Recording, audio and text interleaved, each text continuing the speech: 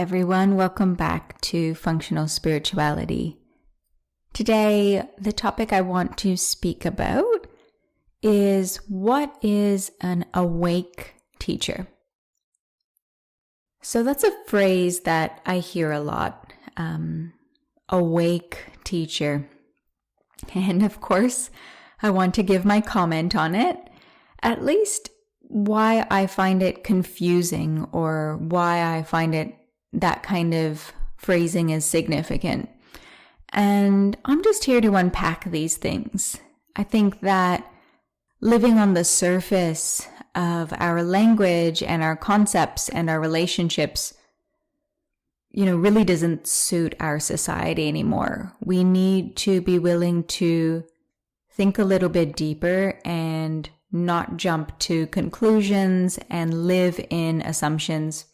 To me, that's very much what the spiritual practice or a functional spiritual practice is for us now. It's about connecting to what's deeper, like waking up to the dynamics that are present.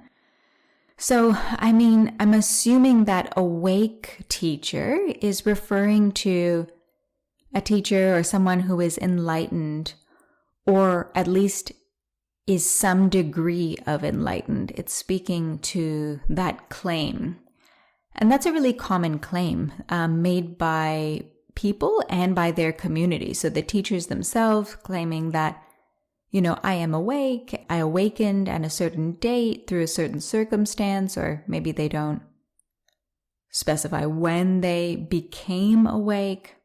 But it's a label of some kind of claim, and it's usually to do with this idea of being enlightened.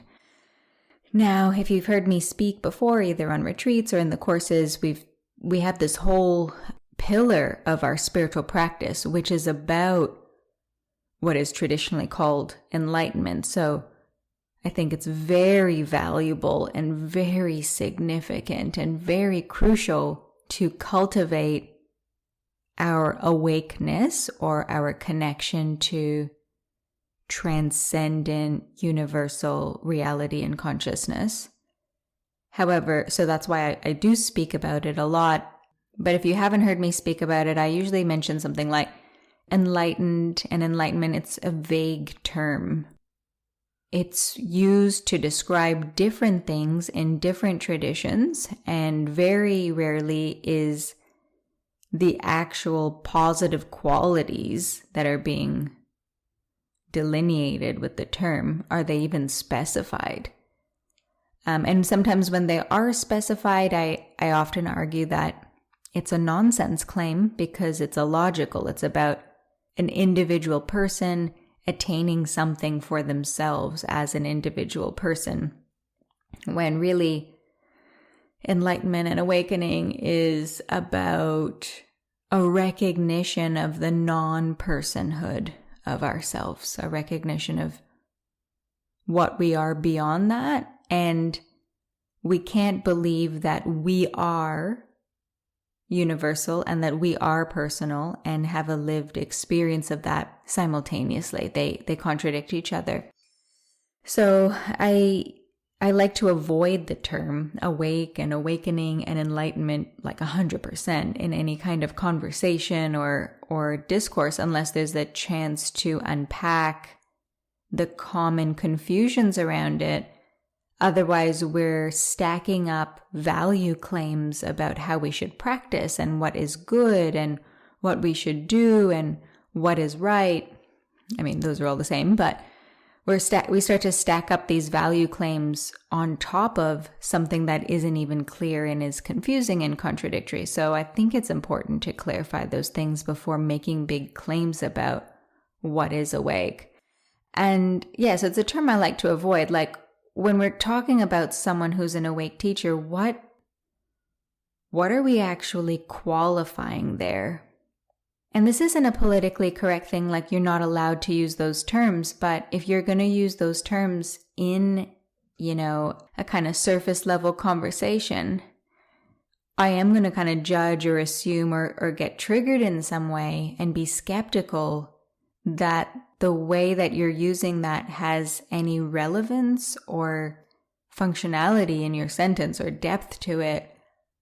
unless you clarify what it means in any way, just a little bit, but it's a term that's kind of thrown around. And I mean, I was awake 10 years ago. I had deep realizations, a deep awakening, a realization and a recognition of what I truly am, that in a way that was profound and significant, transformed my mind and my body and my entire life. But I still made an absolute mess of my intimate relationships, my intimate family, my work relationships. My physical body, my mental health was all still a mess. So usually the term awakened, enlightened is used as a term that refers to the peak experience of a spiritual path. But really, for me, in my particular journey, awakening, the non-dual realization part of the path, came at the beginning, actually, which was very beautiful and special and unique in terms of the majority. But I was in a school that was about that. It was about that awakening. It was focused on that. So that's kind of what came first for me. And if I didn't actually diversify my path, it would have been the only thing for me, because many non-dual traditions do not really work bottom up in a significant way. They just work top down. Awakening will hopefully just reorganize and fix everything on a personal level. But now I'm so clear that we need really beautiful, clear, simple, personal level work to kind of meet that awakening experience on the top as well, and to deepen it and to integrate it. So my real problem is that, these terms like awake, my teacher's awake, or I am an awake teacher, my teacher's enlightened, or oh, have you heard about this teacher? They're definitely enlightened. I listened to the podcast. You might say that about me because I just said that, right? Oh, Ava's an awake teacher. I hear it all the time. Ava, you're my enlightened guru, all the time. So the problem with that is that it can be used, and it so often is used as a way of legitimizing the negative effects of practicing that teacher's path, and also their poor explanation of the negative effects. So what I actually now know is that a lot of the negative effects I experienced early in my spiritual practice, so the deep pain, the illness, physical, mental, energetic illness, the confusion, all the struggles, the sickness, that were called purification effects, a lot of the negative effects I experienced were legitimized because, and also the fact that there were no explanations for them, or the explanations were really poor, was all legitimized because my teacher was enlightened, so it didn't matter.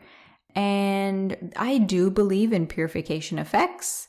I believe that the body can have healing responses that are not pretty. But I believe that would be maybe 5 to 10%, the actual reason behind a negative effect in relationship to how many negative effects are attributed to that. At one of my first yoga schools, anything you got was a purification effect.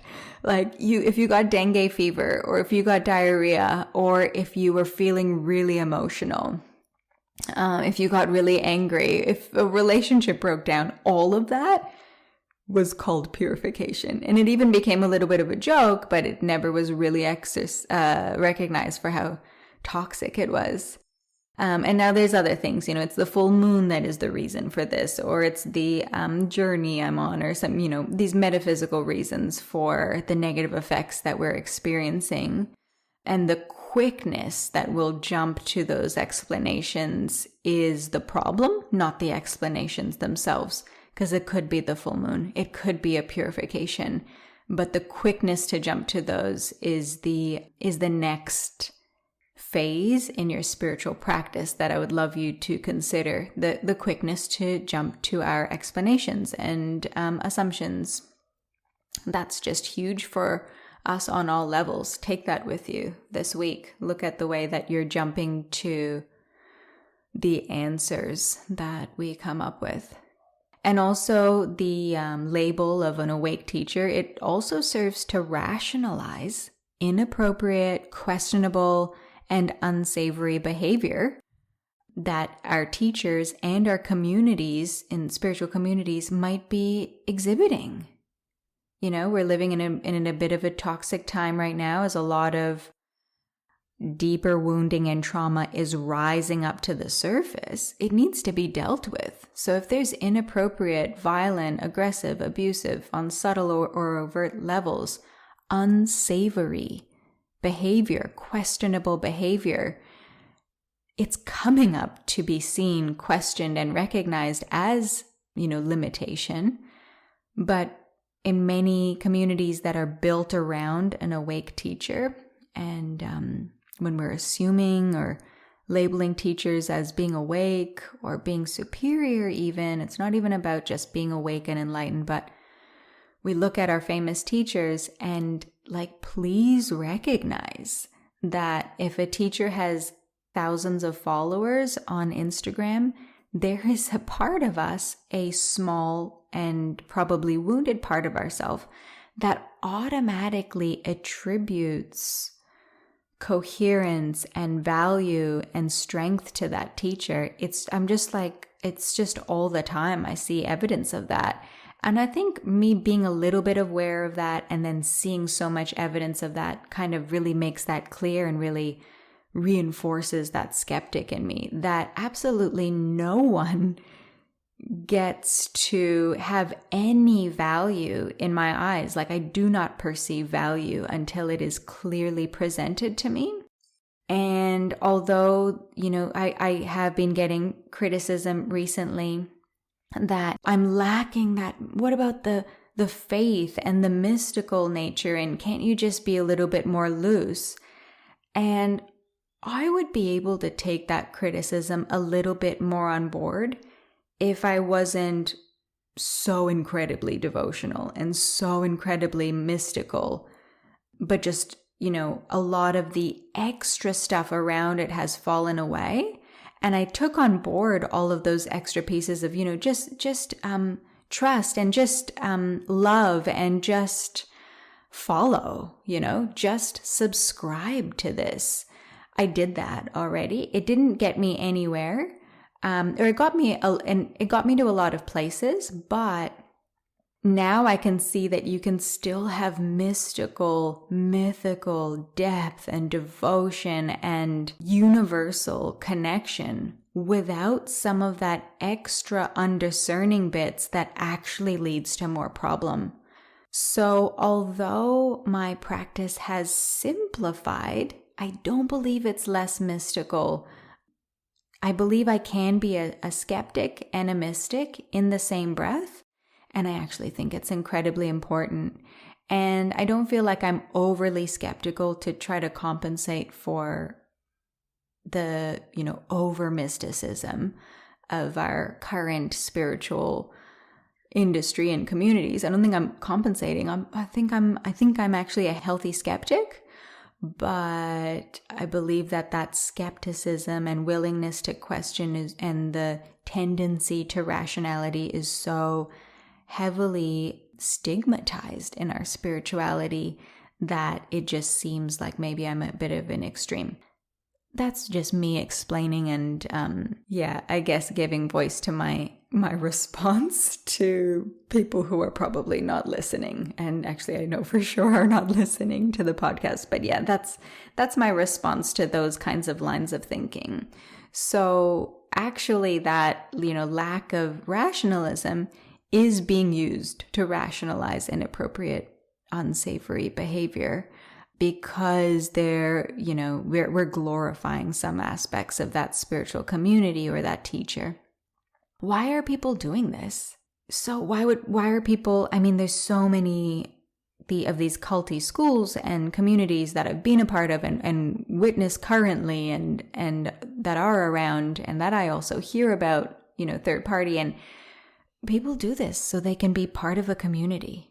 They're willing to uphold this view that the teacher is awake or that the spiritual community is triumphant or needs to be glorified because they want to be a part of it. They also might want to be favored in their teacher's eyes and be a good little boy or girl, and it's a fawn response, so abnegating their internal attunement and alignment and sensitivity in order to just be a good little girl or good boy. And also because if they can condone this awakeness and a teacher and attribute it to the teacher, they can still have a path and a shot at enlightenment themselves. So is it wrong to praise teachers? Absolutely not. I think it's important that teachers have a sense of authority and that they have a sense of reverence, but it needs to be 100% authentic. It's more important than anyone else in the community that the spiritual teacher is clean, because they're acting as the authority apparent in the dynamics with people who are often very wounded. So it is important that a teacher is seen as superior in certain ways. But it's not just important that they're seen as that and that they have a sense of authority and that they can be trusted and that they can lead. That's what I mean by a sense of superiority. They are being followed in some way, but if that comes with even a little bit of inauthenticity, it has not just the problem of gently or slightly leading astray, never mind hugely leading astray swaths of people in their entire community, which is just what we see everywhere.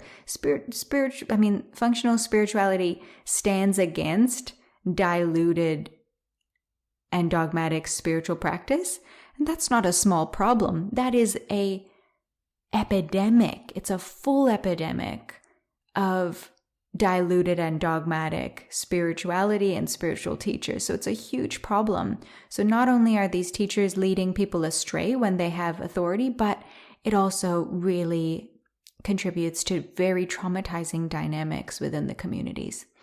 So as you can see, this is one of the things that really raises the skeptic hairs on the back of my neck. I get that I have a reaction to it. I get that I have a history of being a part of this. But yet I'm still yet to see a clear example of where the word awake teacher is being used in a supportive way. Even if someone is clearly awake, like Muji and Adyashanti, why is it important to pick that quality out? And it could be. In fact, I can see reasons why it would be important to pick out that quality of awakeness. But yeah, I'm not seeing it in the way that the word is being used. So, like I said, I get some feedback, and because of that feedback, you might even sometimes think, maybe some people listening think, is there anything you do approve of, Ava? And heaps. I promote so many things that I think we should cultivate on the podcast, as much as I am skeptic. So you're here for the conversation, and you're here for more awareness, maybe some advice here and there, but really you're here for more awareness and a deeper pointing inward to a conversation so that you can inform your own inner advice in a way that's a bit deeper. I hope you enjoyed this conversation. And of course, I offer these podcasts freely. And in exchange, if you do enjoy the podcast and you think it's valuable, I would ask for your support to subscribe to the podcast. There's a little plus button on the top of the app when you search functional spirituality, and or to screenshot and share the episode to your friend or to your socials. That support really makes a difference in helping us to spread functional spirituality into your community. Thank you so much, and you'll hear me back again here next week. Thank you for tuning in to the Functional Spirituality Podcast. If you enjoyed the show, make sure you subscribe by pressing the plus button on iTunes or the following button on Spotify. This is going to ensure that this resource is available and top of mind when you most need it. So please subscribe now.